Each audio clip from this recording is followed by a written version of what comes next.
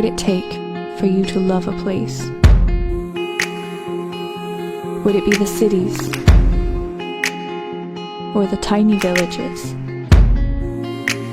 The epic sights? Or the ordinary ones? Would it be the people? Or the people that have come before them?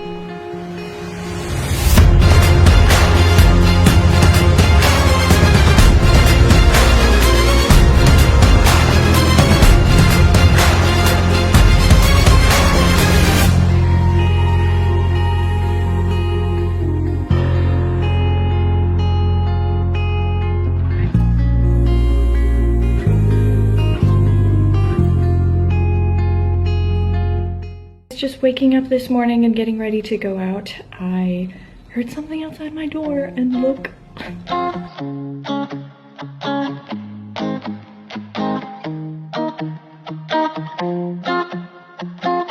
The next part of my adventure through Pakistan was to basically go on a road trip from Karachi to Bahawalpur, another city 1 province away. This is my friend Munim, who went on the road trip with me. For most of the time, we were driving across the province of Sindh. Instead of taking the big highways, I wanted to take the little local roads. They're a lot slower, but you get to stop and see so many amazing places along the way. And of course, that's just what we did.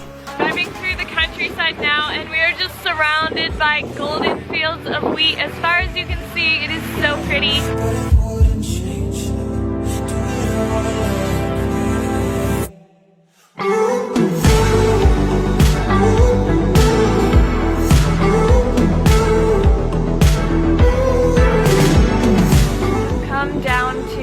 Indus River right here. It's just amazing to be here in person because, you know, you hear so much about it in history books, and this is where so much of ancient history has happened, on the shores of this river. I think I'm gonna go in one of these little boats out onto the water.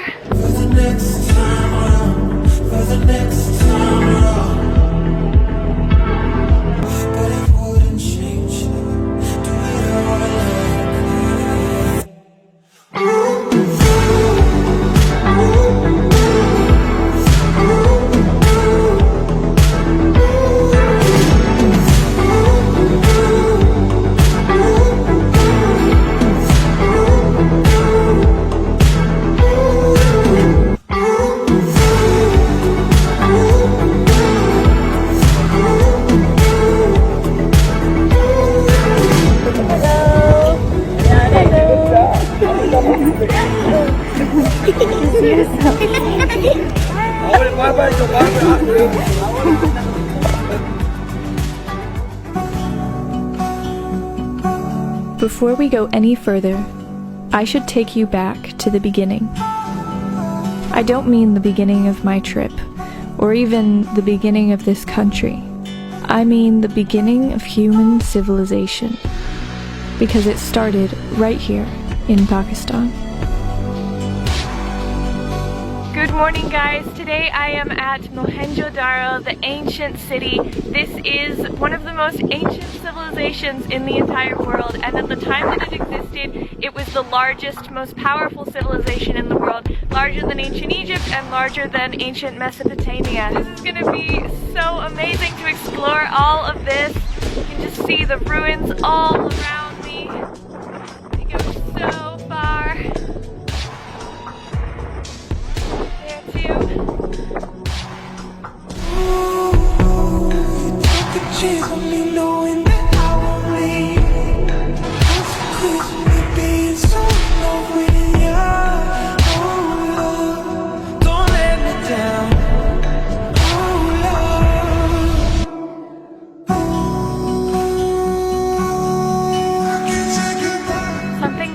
So amazing about this place is that there's still so much about it that is unknown and that is completely a mystery. There are ancient writings here, but no one knows what they mean. They remain untranslated since they were discovered in 1922. The mystery of it kind of gives it this allure, I guess. Besides being the first civilization as well as the most powerful at that time, Mohenjo-Daro also had one of the longest periods of peace in human history. Even people in ancient Egypt would have thought of Mohenjo-Daro as ancient history.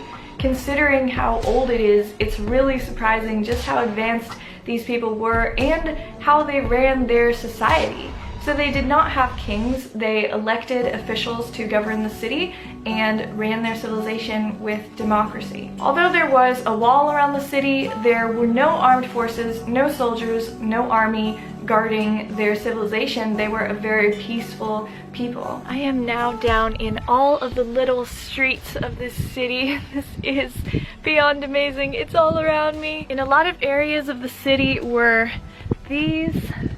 This was where they would put trash and the public could put their trash there for it to be taken away. So this was probably a very clean city because it was built into the structure in a lot of points for them to keep it clean. Mohenjo-Daro was just remarkably advanced. They were masters of water, they had complex irrigation systems, flushable toilets, swimming pools. They actually had indoor plumbing running inside the walls of their houses. This is an original drainage system. This here is covered drainage along a larger street. Here amidst the city, this is debris, but this is amazing. These are the bricks. You can see pottery shards in here, and even this is bone. Here is bone. This is pottery. And this is a piece of pottery just right there. Behind me you can see the first swimming pool. It is 8 feet deep. The people of Mohenjo-Daro were obviously very, very intelligent. Unfortunately, their history and their knowledge, their language has been lost to us.